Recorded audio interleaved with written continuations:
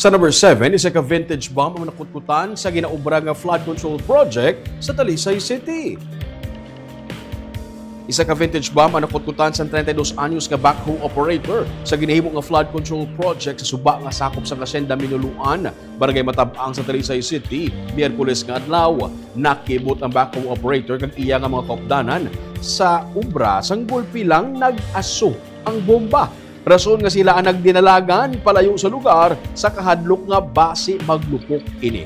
Nagresponde ang kapulisan sa Talisay PNP kag Provincial Explosive Ordnance Division K9 Unit. Gin-cordon ang lugar kag nagpatigayon sa assessment. Sumo sa pulis, ang na-recover ang isa ka 100-pound nga M47 white phosphorus bomb. Gin-transport ini sa Talisay City dump site sakop sa Barangay Concepcion sa Talisay.